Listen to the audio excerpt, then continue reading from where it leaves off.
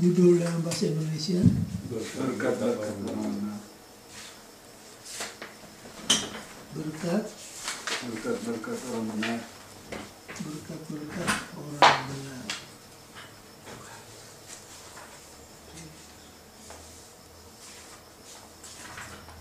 Kata kunci pelajaran ini, keyword dari pelajaran ini yang mana? Righteous. Kebenaran. Righteous. Orang yang benar. Jadi keywordnya adalah the righteous. Orang yang benar itu yang bagaimana? Berjalan sesuai dengan hukum Tuhan. Yang suka yang benar.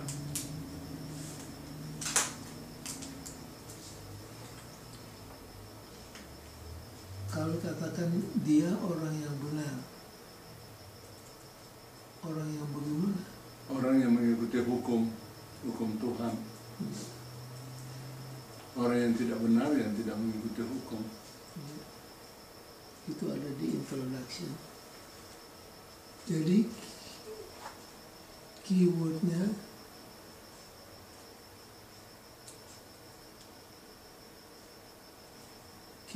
adalah sadik. Sadik dalam bahasa Ibrani bisa ada dua kata, bisa berarti righteous, bisa juga berarti justice. Nah, kita sudah pelajari bahwa wisdom itu adalah kebenaran. Jadi orang yang benar adalah orang yang walking according to God's command. Dan harus diketahui righteousness ini merupakan apa? Pemberian. Sebuah pemberian. Kalau wisdom adalah righteousness, folly ini opposite dari wisdom, itu adalah dosa dan kejahatan. Sin adalah folly, adalah sin and wickedness. Sementara wisdom adalah righteousness.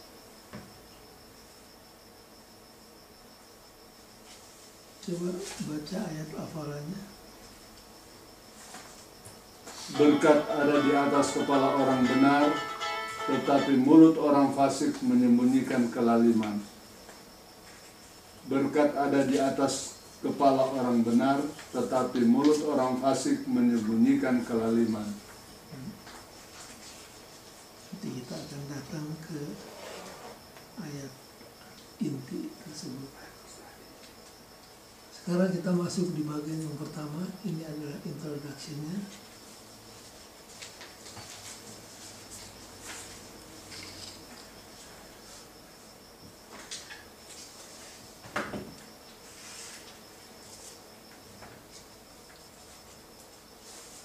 Righteousness is holistic.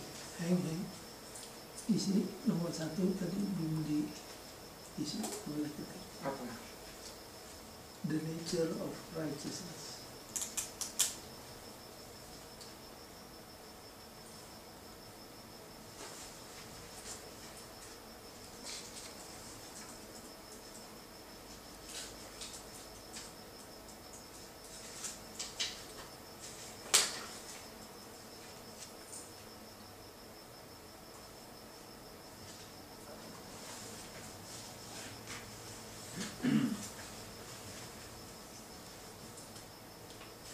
The nature of righteousness. Righteousness is apa ya? Holistic. Apa artinya holistic? Seutuhnya.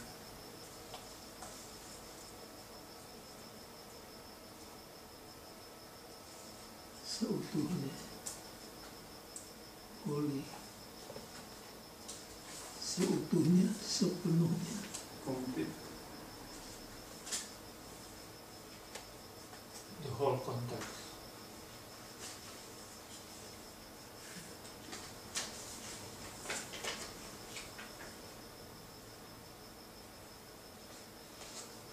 di dalam Amsal pasal 10 ayat 1 sampai 7 ada prinsip-prinsip penting tentang kehidupan dan iman. Kita akan bahas ini ayat 1 sampai 7, beberapa prinsip tentang hidup dan iman. Dek, boleh baca? Amsal 10 ayat 1 sampai 7.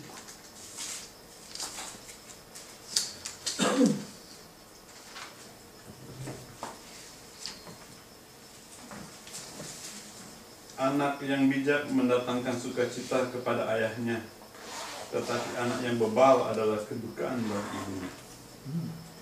Harta benda yang diperoleh dengan kefasikan tidak berguna, tetapi kebenaran menyelamatkan orang dari maut. Tuhan tidak membiarkan orang benar menderita kelaparan, tetapi keinginan orang fasik tolaknya. Tangan yang lamban membuat miskin, tetapi tangan yang rajin menjadikan kaya. Siapa mengumpulkan pada musim panas, ia berakal budi. Siapa tidur pada waktu panen membuat malu. Berkat ada di atas kepala orang benar, tetapi mulut orang fasik menyembunyikan kelaliman. Kenangan kepada orang benar mendatangkan berkat, tapi nama orang fasik menjadi musuh.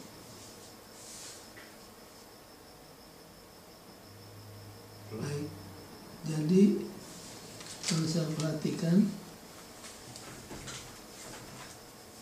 ayat-ayat ini, ayat 1 dan ayat 2,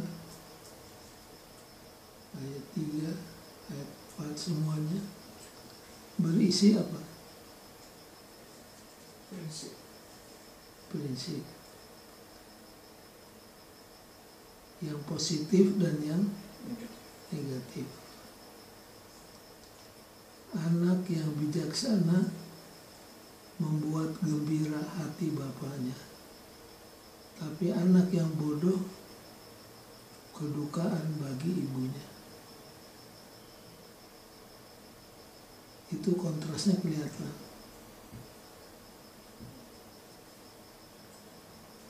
Ayat yang keempat, dia yang tangannya lamban menjadi miskin, tapi tangan orang rajin menjadikan dia kaya. Nah, kalau saudara perhatikan, prinsip demi prinsip diberikan dalam pasal yang ke-10 ini.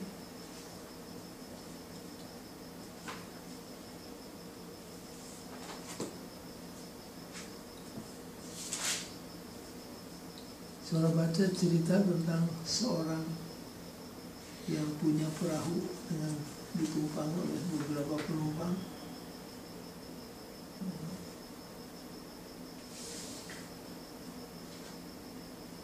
Sampai di tengah laut, yang punya perahu itu dia bikin lubang di perahunya. Lalu penumpang-penumpang katakan apa?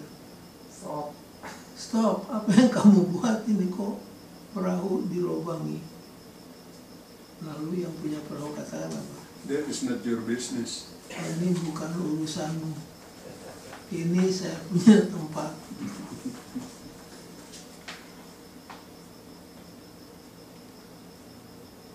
Jawaban yang tidak masuk di akal ini seringkali merupakan maaf yang digunakan oleh orang berdosa untuk membenarkan perbuatannya. Kenapa kamu ikut campur? Hidup saya milik saya sendiri. Itulah seringkali dalih daripada orang yang berdosa.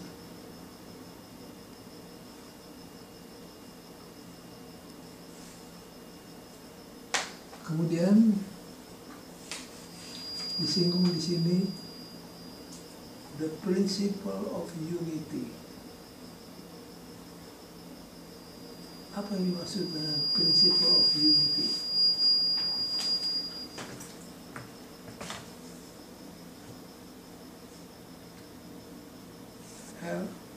Ya, Hari Minggu paragraf yang kedua. prinsip persatuan antara kehidupan moral rohani dan kehidupan fisik materi dibahas dalam ayat 3-5. Gagasan utamanya adalah bahwa kejahatan atau kemunduran moral tidaklah berguna, walaupun seseorang itu kaya. Dan kedua, bahwa kebenaran selalu menguntungkan dalam satu atau lain cara, walaupun seseorang itu miskin.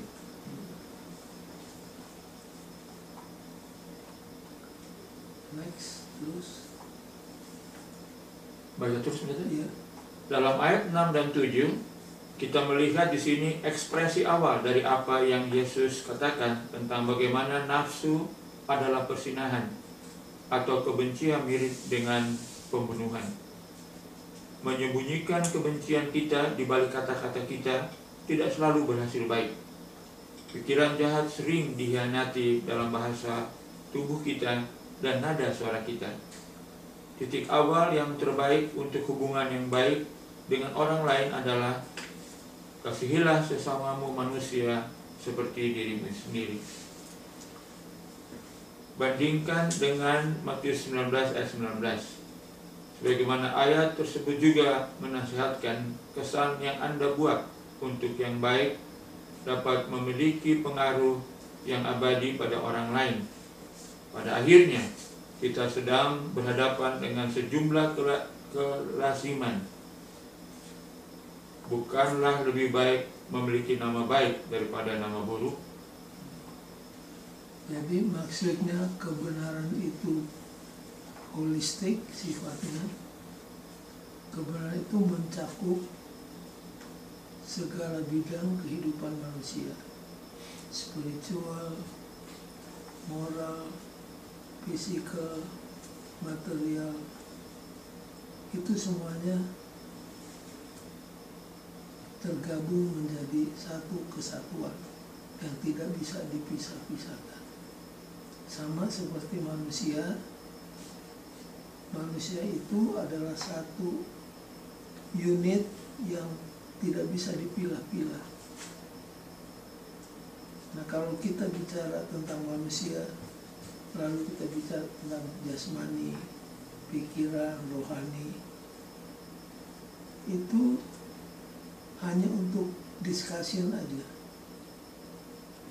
Yang tiga itu satu dan tidak bisa dipisah-pisah. Kalaupun kita bicarakan jasmani, pikiran, rohani, itu sekedar supaya kita bisa mengerti dengan baik. Tapi sebenarnya yang tiga itu tidak bisa dipisah. Demikian juga kebenaran. Kebenaran itu sifatnya holistik. Satu kesatuan yang terdiri daripada rohani, moral, fisikal, dan material.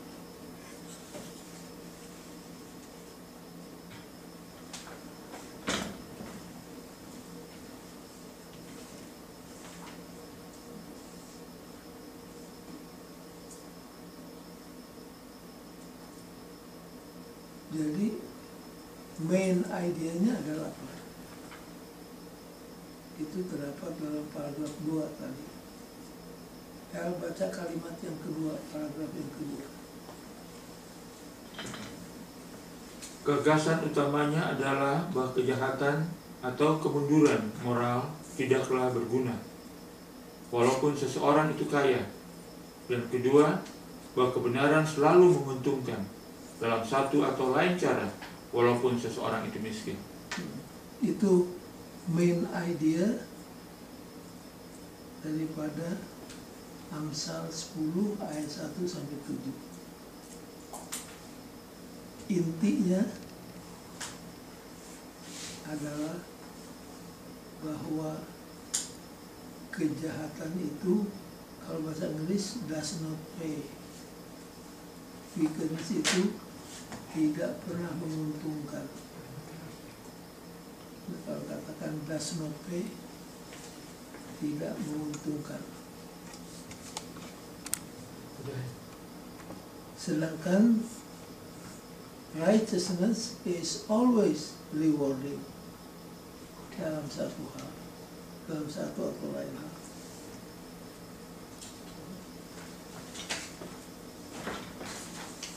Baik, sampai di sini apakah ada pertanyaan atau buah pikiran dari saudara-saudara?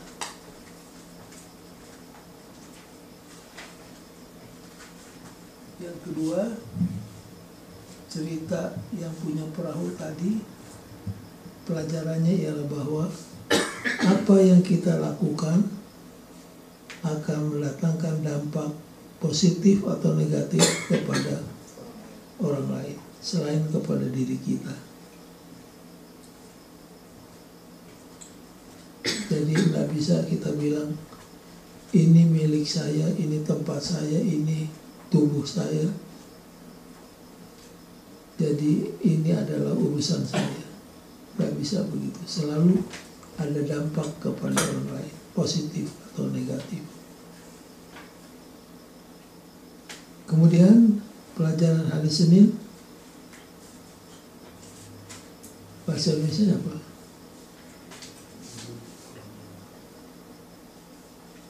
Mulut orang benar. The mouth of the righteous.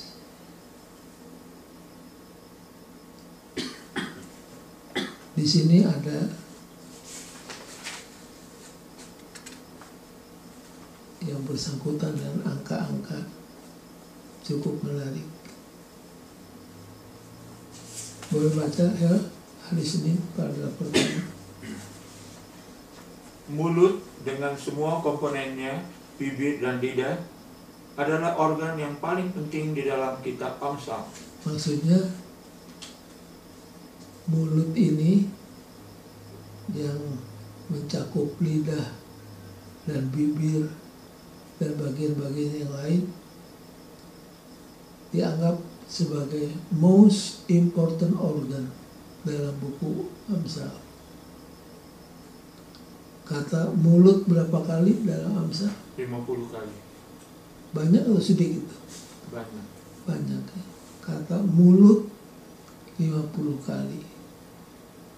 Bibir 41 kali. 41. Lidah 19 kali. itu kalau jumlah berapa? 110. Ini hendak memberikan kesan kepada kita bahwa peranan mulut itu sangat besar. Baik mulut orang benar, baik mulut orang jahat.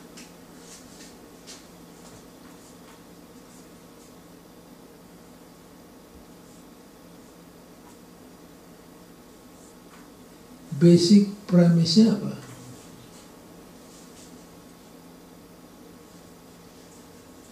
Perkataan kita sangat berkuasa. Itu dia. Itu jawabnya. Mengingatkan kepada pembaca, kepada kita semua, bahwa kata-kata kita sangat powerful. Apakah untuk kebaikan atau untuk yang negatif. Nah, kita sudah pelajari ini pada waktu kita mempelajari tulisan dari siapa? Yang bicara tentang lidah. Yakobus. Yakobus.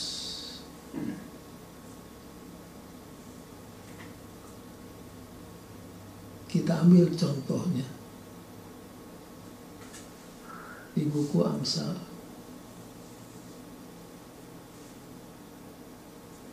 Masih ingat? membicarakan tentang mulut, lidah, dan bibir. Di buku Amsal ada beberapa contoh.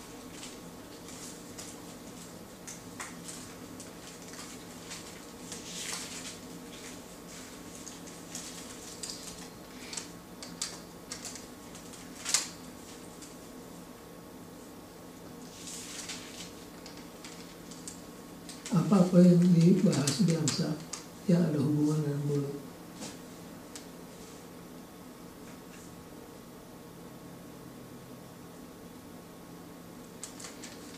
Masih ingat?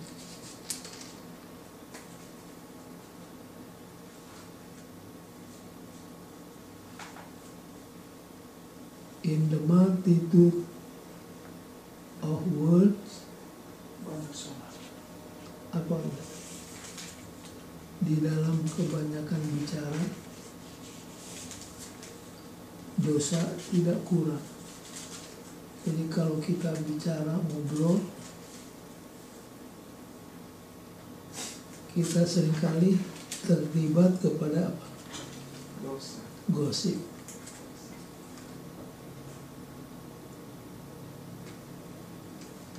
Lalu di Amsal pasal 18. Di sini juga banyak dibicarakan tentang peranan bibir.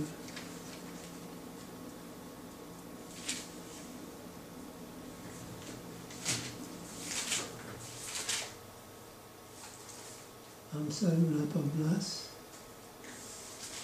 ayat yang ke-13. Jikalau seseorang memberi jawab sebelum mendengar, itulah kebodohan dan kecelaannya.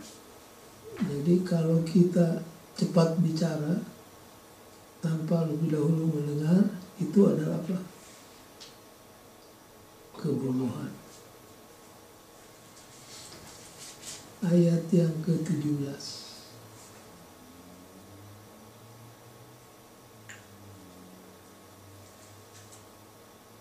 Silakan baca. Pembicara pertama dalam suatu pertikaian nampaknya benar, lalu datanglah orang lain dan menyelidiki perkaranya. Kalau bahasa Inggrisnya lebih enak. Coba baca. The first one to plead his cause seems right until his neighbor comes and examines him. Jadi kalau ada orang bertengkar di gereja, si A dan si B, si A datang kepada kita lalu mengadu, begini, ada kecenderungan kita terus apa? Percaya. Sampai datang si B. Si B menerangkan dari pihaknya. Barulah kelihatan mana yang benar, mana yang salah. Jadi artinya kalau ada orang mengadu kepada kita, jangan terus kita percaya semuanya. Harus kita dengar kedua belah pihak, baru kita bisa mengambil kesimpulan. Ini adalah contoh daripada peranan bibir dan mulut dalam kehidupan kita.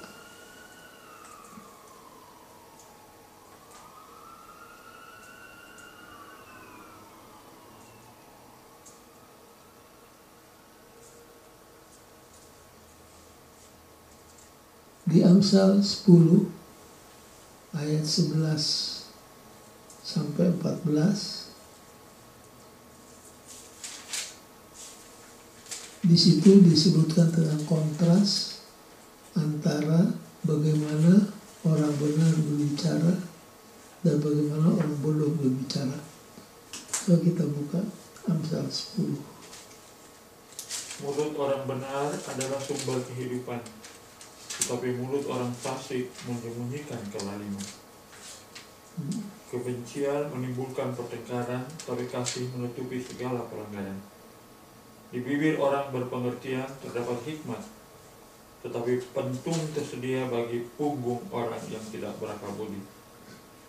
Orang bijak menyimpan pengetahuan, tapi mulut orang bodoh adalah kebinasaan yang mengancam. Seringkali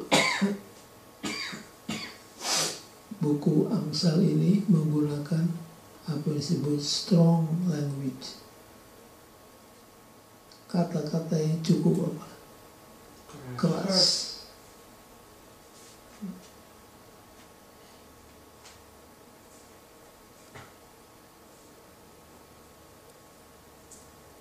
Jadi orang kaya, bukan orang yang bijak dan orang yang bodoh, kelihatan daripada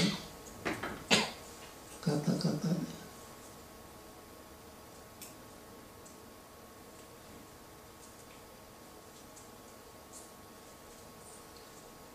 The kontras antara bagaimana orang benar berbicara, orang bijak bicara, dan orang bodoh berbicara. Dari pembicaraan seringkali kita bisa menilai seseorang.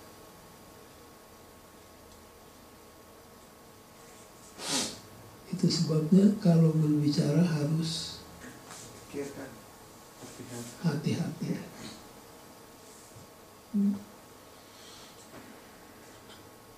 Yesus katakan di Matius 12,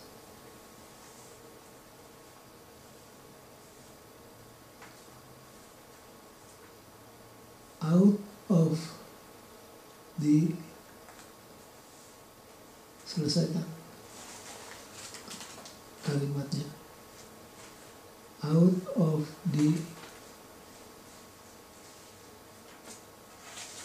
Matius 12 tentang kata-kata.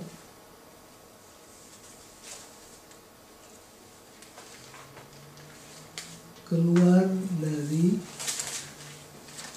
hati yang berlimpah-limpah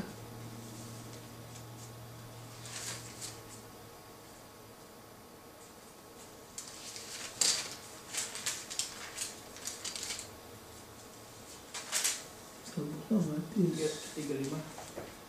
Orang yang baik mengeluarkan hal-hal yang bukan. Ayat 34. Hai kamu keturunan ular beludak, bagaimanakah kamu dapat mengucapkan hal-hal yang baik, sedangkan kamu sendiri jahat? Karena yang diucapkan mulut meluap dari hati. Out of the abundance of the heart, the mouth speaketh. Jadi kalau memang sudah bertumpuk-tumpuk di dalam hati, itulah yang akan keluar melalui apa? Mulut kita. Jadi kata-kata kita menunjukkan apa yang ada di hati kita. Matius 12 ayat 34.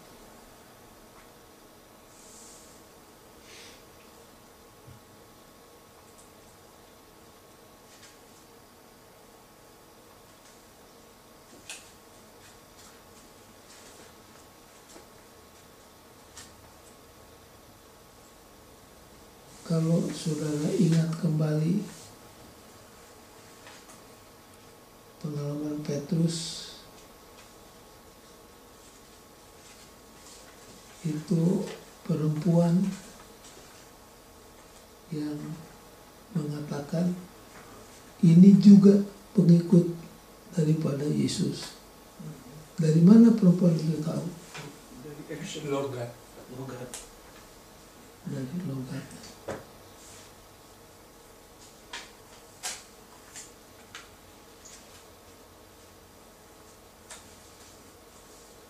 Dari logatnya ketahuan.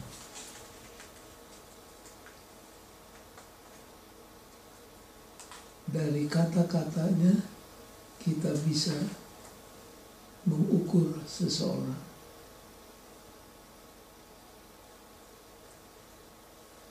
Itu sebabnya penulis Amsal ini berbicara begitu banyak tentang mulut, tentang berkata-kata.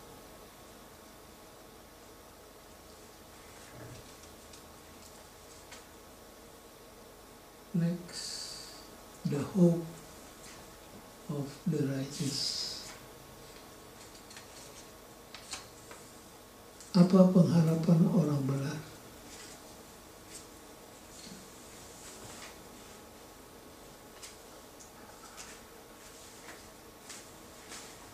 Di hari Selasa,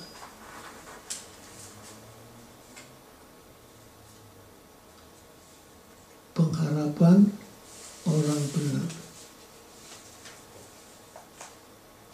Kerendahan hati, jujur, dan belas kasih. Tadi kan kita bicarakan bahwa judul pelajaran ini adalah berkat dari orang benar. Di Amsal 11 disebutkan some of the great blessings that come to the faithful. Coba kita telaah apa-apa saja yang merupakan blessing, hope bagi orang yang benar. Dik, boleh baca? Amsal 11. Amsal 11.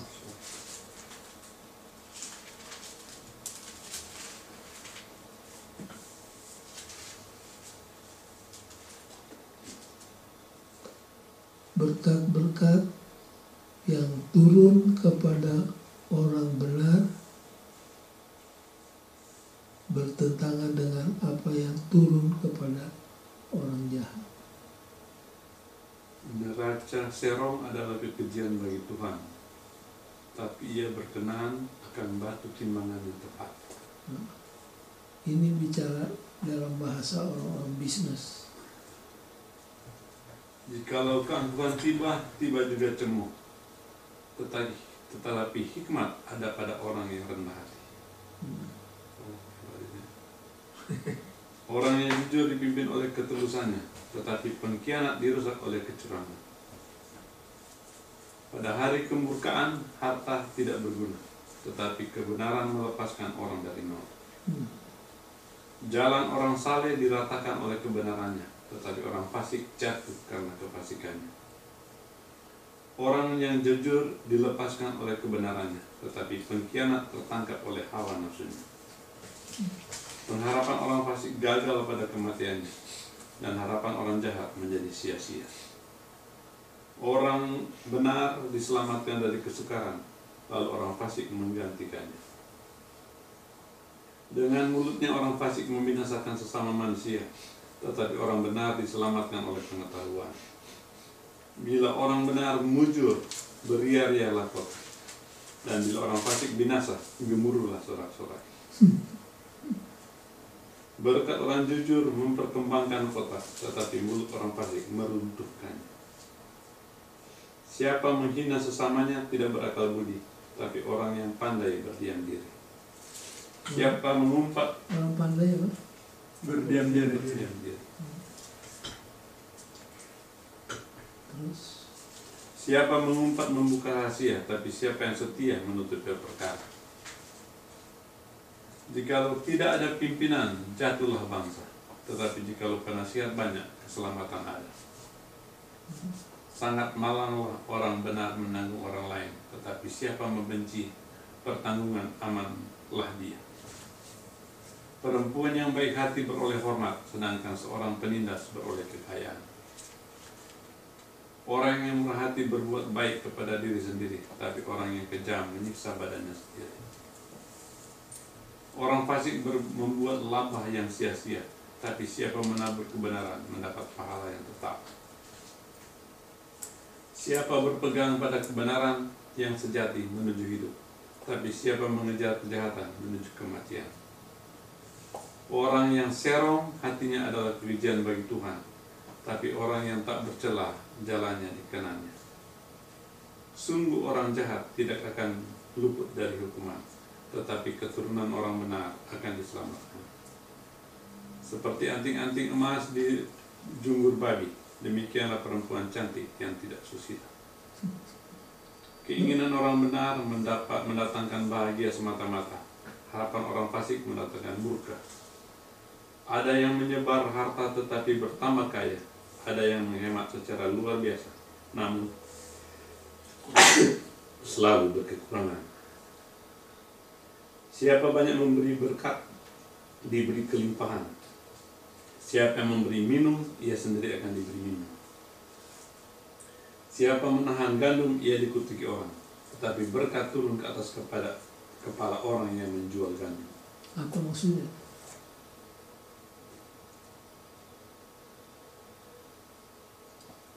Coba baca yang terakhir. Siapa mengejar kebaikan, berusaha untuk Bukan sebelum. yang terakhir. Tetapi berkat turun di atas kepala orang yang menjual gandum. Maksudnya apa? Siapa menahan gandum, ia dikutuki orang, tapi berkat turun di atas kepala orang yang menjual gandum. Ini dilakukan oleh siapa biasanya? Pedagang. Pedagang. Jadi gandum diapain? Itu kan, Ditahan supaya harga naik. ya itu dia. Ini kan komoditas yang primary. Jadi kalau gandum ditahan, Harga naik. harganya otomatis jadi apa? Naik. Naik. Prinsip juga. Iya sama.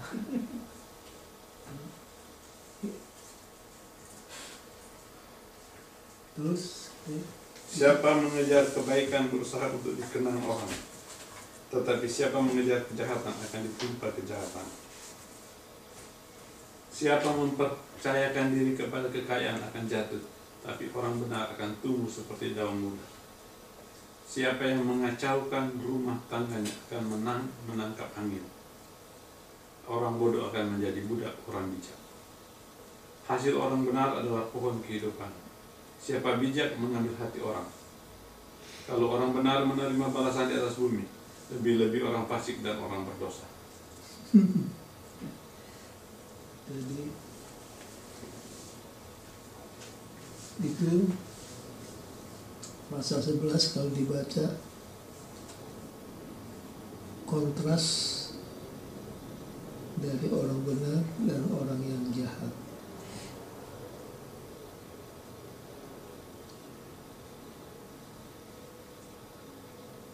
Kemudian kita masuk di the truth of the righteous. Kebenaran orang yang benar. Amsal 12 menyambung Amsal 11 bicara tentang the truth of the righteous. Kebenaran dari orang benar. Boleh dibaca ya, Amsal 12 Alkitabnya. ya, ayat 1. Oke. Siapa mencintai didikan, mencintai pengetahuan. Tetapi siapa membenci teguran adalah dungu. Coba ulangi ayat 1. Siapa mencintai didikan, mencintai pengetahuan. Tetapi siapa membenci teguran adalah dungu. Itu love knowledge. Bahasa Grekanya apa?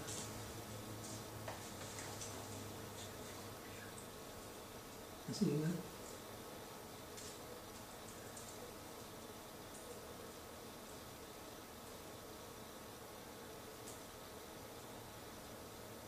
Filosofi. Bahasa Indonesia apa? Filsafat. Filsafat. Filsafat itu Phileo, cinta. Sophia, wisdom. Jadi filsafat itu Cinta, secara harfiah wisdom, love, wisdom, love, knowledge. Sekedar untuk diketahui. Barang siapa yang mencintai instruction, loves knowledge.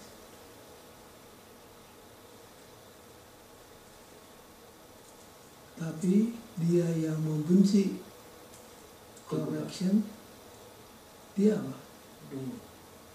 Nah, kalau bacanya stupid. Itu kata strong language. Terus ya. Orang baik dikenan Tuhan, tetapi si penipu dihukumnya. Orang tidak akan tetap tegak karena kefasikan, tetapi akar orang benar tidak akan goncang. Istri yang cakap adalah mahkota suaminya, tetapi yang membuat malu adalah seperti penyakit yang membusukkan tulang suaminya. Rancangan orang benar adalah adil, tujuan orang fasik memperdaya. Perkataan orang fasik menghadang darah, tetapi mulut orang jujur menyelamatkan orang. Orang fasik dijatuhkan sehingga mereka tidak ada lagi, tetapi rumah orang benar berdiri tetap. Setiap orang dipuji seimbang dengan akal budinya, tetapi orang yang serong hatinya akan dihina. Lebih baik menjadi orang kecil, tetapi bekerja untuk diri sendiri, daripada berlagak orang besar, tetapi kekurangan makanan. Ulangi. Lebih baik menjadi orang kecil, tetapi bekerja untuk diri sendiri, daripada berlagak orang besar, tetapi kekurangan makan. Orang benar memperhatikan hidup hewannya, tetapi belas kasihan orang fasik itu kejam. Siapa mengerjakan tanahnya akan kenyang dengan makanan, tetapi siapa mengejar barang yang sia-sia tidak berakal budi. Orang fasik mengingini jala orang jahat, tetapi akar orang benar mendatangkan hasil. Orang jahat terjerat oleh pelanggaran bibirnya, tetapi orang benar dapat keluar dari kesukaran. Setiap orang dikenyangkan dengan kebaikan oleh karena buah perkataan, dan orang mendapat balasan daripada yang dikerjakan tangannya. Jalan orang bodoh lurus dalam anggapannya sendiri, tetapi siapa mendengarkan nasihat, ia bijak. Bodohlah yang menyatakan sakit hatinya seketika itu juga, tetapi bijak yang mengabaikan cemooh. Siapa mengatakan kebenaran, menyatakan apa yang adil, tetapi saksi dusta menyatakan tipu daya. Ada orang yang lancang mulutnya seperti tikaman pedang, tetapi lidah orang bijak mendatangkan kesembuhan. Bibir yang mengatakan kebenaran tetap untuk selama-lamanya, tetapi lidah dusta hanya untuk sekejap mata. Tipu daya ada di dalam hati orang yang merencanakan kejahatan, tetapi orang yang menasihatkan kesejahteraan mendapat sukacita. Orang benar tidak akan ditimpa oleh bencana apapun, tetapi orang fasik akan senantiasa celaka. Orang yang dusta bibirnya adalah kekejian bagi Tuhan, tetapi orang yang berlaku setia dikenannya. Orang yang bijak menyembunyikan pengetahuannya, tetapi hati orang bebal menyeru-nyerukan kebodohan. Tangan orang rajin memegang kekuasaan, tetapi kemalasan mengakibatkan kerja paksa. Kekhawatiran dalam hati membubukkan orang, tetapi perkataan yang baik menggembirakan dia. Orang benar mendapati tempat pengembalaannya, tetapi jalan orang fasik menyesatkan mereka sendiri. Orang malas tidak akan menangkap buruannya, tetapi orang rajin akan memperoleh harta yang berharga. Di jalan kebenaran terdapat hidup, tetapi jalan kemurtadan menuju maut. Jadi itulah gaya penulisan daripada Salomo dalam buku Amsal ini. Umumnya penuh dengan kontras. Kalimat pertama dan kalimat kedua umumnya adalah kontras. Ya, baca paragraf pertama hari Rabu.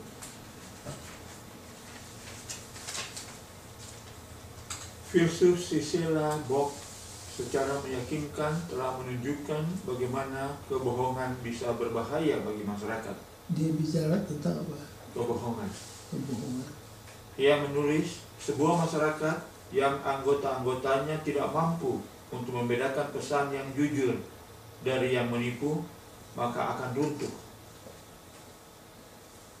Demikian juga Agustin, sebagaimana dikutip dalam pendahuluan buku Sisela Bock, mencatat bahwa bila berkaitan dengan kebenaran telah rusak atau bahkan sedikit melemah, segala sesuatu akan tetap meragukan. Ellen White menuliskan, bibir dusta adalah kekejian baginya. Dia menyatakan bahwa ke dalam kota suci tidak ada yang tak berhikmat masuk. Apapun yang najis, jika pekerjaan kekejian apapun, atau berbuat dusta, biarlah pemberitaan kebenaran dipertahankan bukan dengan tangan yang longgar atau pegangan yang tidak pasti. Biarlah itu menjadi bagian kehidupan.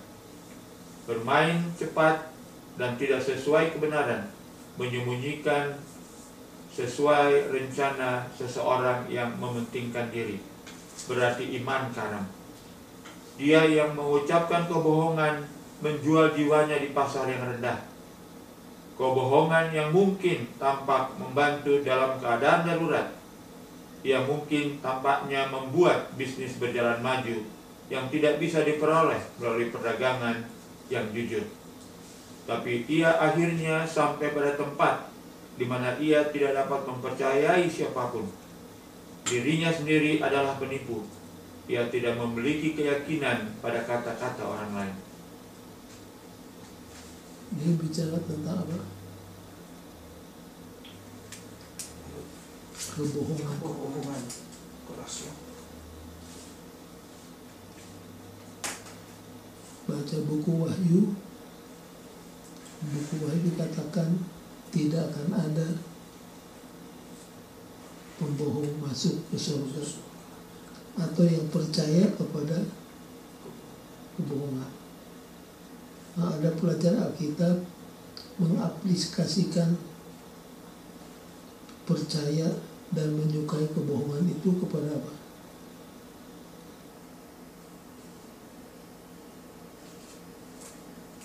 Kepada acara-acara TV, acara-acara di bioskop, itu semua adalah apa?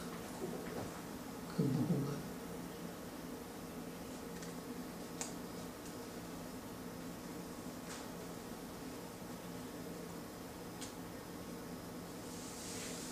Salah satu kejahatan yang paling dibenci oleh Amerika adalah apa? Kebohongan. Itu disebut dalam istilah pengadilan apa? Berdusta under oath. Itu disebut apa? Kalau kita berdusta di bawah sumpah, itu disebut dalam istilah pengadilan Amerika perjuri. 5 tahun penjara. Iya. Lying under oath. Iya. Lying under oath. Yang terakhir untuk ini malam, the reward of the righteous. Apa the reward of the righteous? Upah orang benar.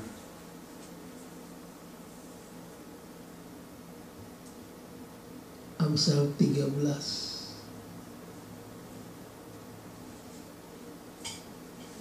Dek, boleh baca lagi Amsal 13. Anak yang bijak mendengarkan didikan ayahnya, tapi seorang pencemooh tidak mendengarkan hakikat.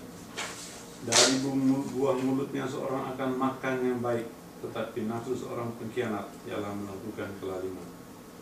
Siapa menjaga mulutnya memelihara nyawanya. Siapa yang lebar bibir akan ditimpa kebinasaan. Nah, itu mesti digarisbawahi. Ayat 3. Kita ulang ayat 3.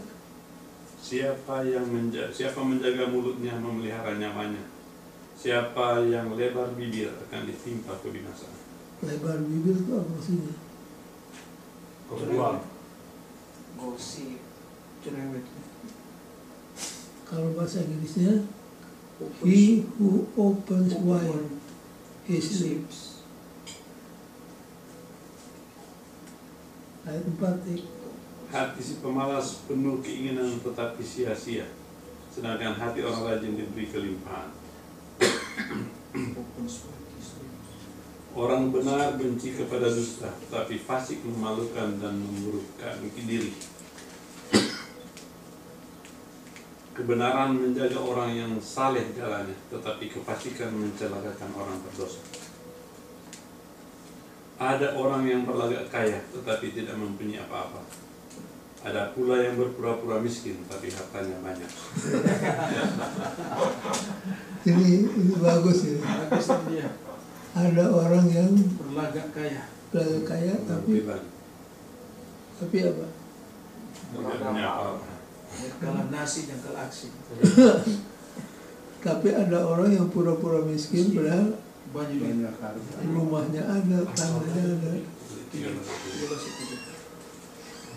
Kekayaan adalah tebusan nyawa seseorang, tapi orang miskin tidak akan mendengar ancaman. Terang orang benar bercahaya gemilang, sedangkan pelita orang fasik padam. Keakunahan hanya menimbulkan ketertengkaran, tetapi mereka yang mendengarkan nasihat mempunyai hikmat. Harta yang cepat diperoleh akan berkurang, tapi siapa mengumpulkan sedikit demi sedikit menjadi kaya. Harapan yang tertunda menjadikan hati, tetapi keinginan yang terpenuhi adalah pohon kehidupan.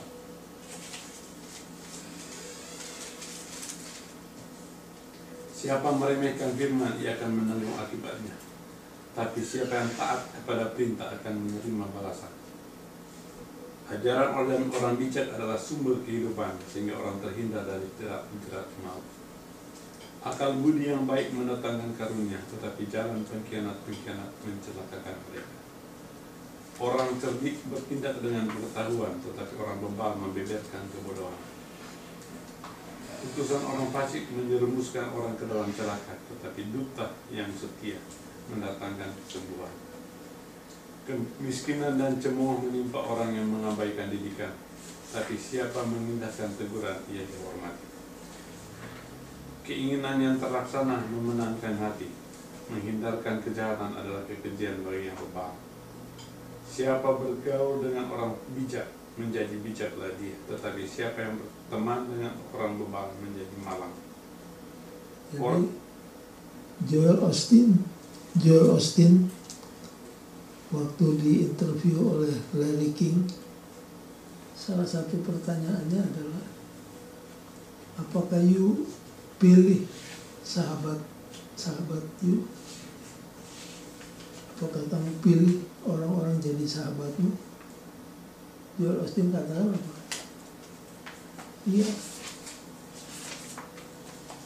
Lalu dihafalkan ayat-ayat Amsal Sulaiman. Orang benar akan memilih sahabat-sahabatnya. Lalu di sini katakan, kalau kita bergaul dengan orang bijak, apa katanya? Menjadi bijak.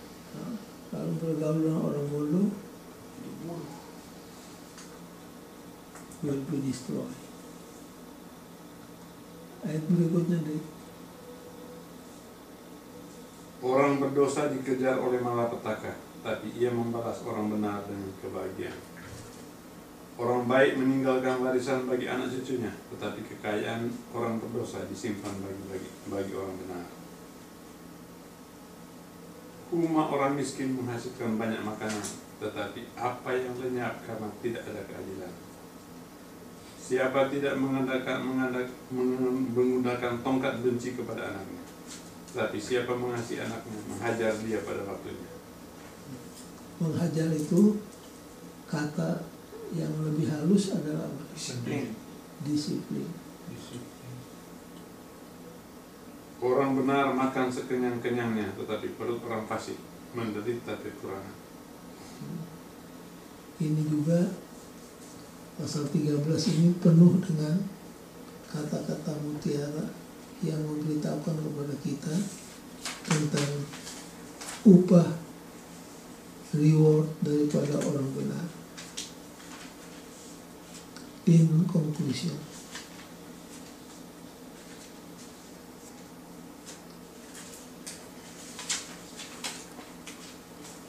God explains the principles of cause and effect at work in our lives so that we can know how to make choices that benefit us and others.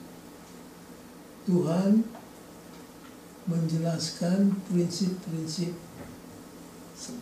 sebab dan akibat yang berlaku dalam hidup kita supaya kita bisa mengetahui bagaimana kita memilih sesuatu yang menguntungkan kepada kita dan orang lain.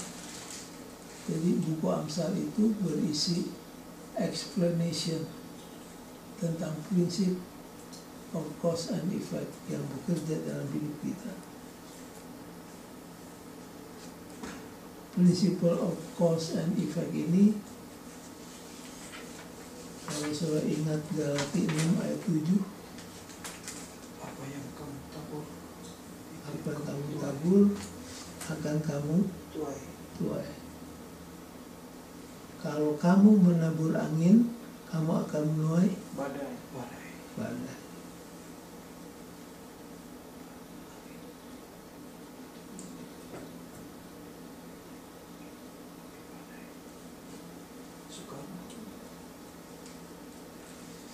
Yang kedua, kalau sudah selesai,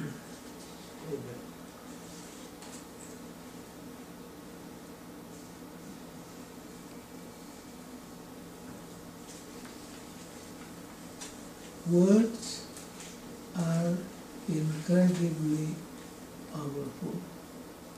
Kata-kata itu memang sangat berkuasa.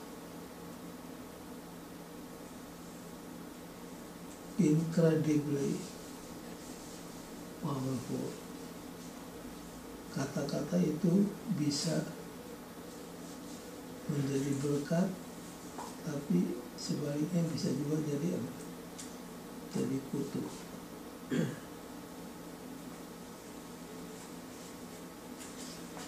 Jadi kita harus hati-hati dalam melemparkan kata-kata dalam hidup kita, baik di rumah, di tempat pekerjaan, di gereja terlebih, bahkan di mana saja kita berada. Hati-hati dengan apa? Kata-kata. Karena sekali itu keluar, kita tidak bisa menariknya kembali. Think twice before you speak. And then shut up. Shut up.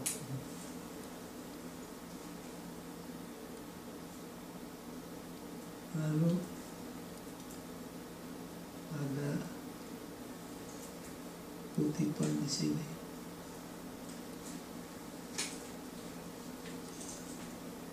Ini kutipan diambil dari tulisan Ellen White.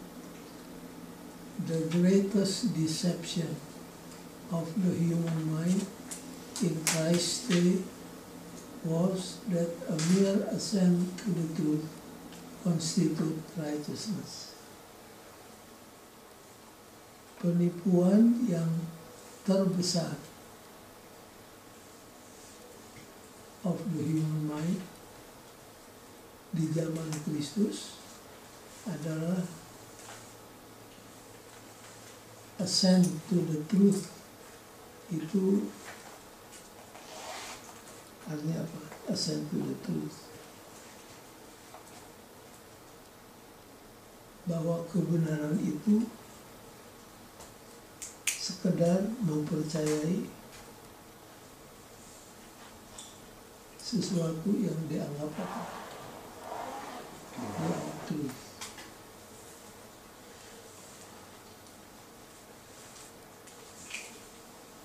Jadi mere assent to the truth itu hanya sekedar percaya secara kognitif. Yang dikehendaki Tuhan adalah bukan sekedar kognitif knowledge, tetapi experiential relationship dengan Tuhan. Jadi 3 poin ini jangan lupa ditekankan. Dan kalau saudara baca Amsal, sangat mengasihkan. Kadang-kadang kita ketawa sendiri. Seperti tadi, ada orang yang belaga kaya tapi tidak punya apa-apa. Ada orang belaga miskin tapi hartanya di mana-mana. Ada orang yang memberi secara dermawan tapi tidak pernah kekurangan. Ada orang yang menghemat secara berlebihan tapi berkekurangan. Baik, kalau ada pertanyaan silahkan. Kalau tidak, kita akan akhiri.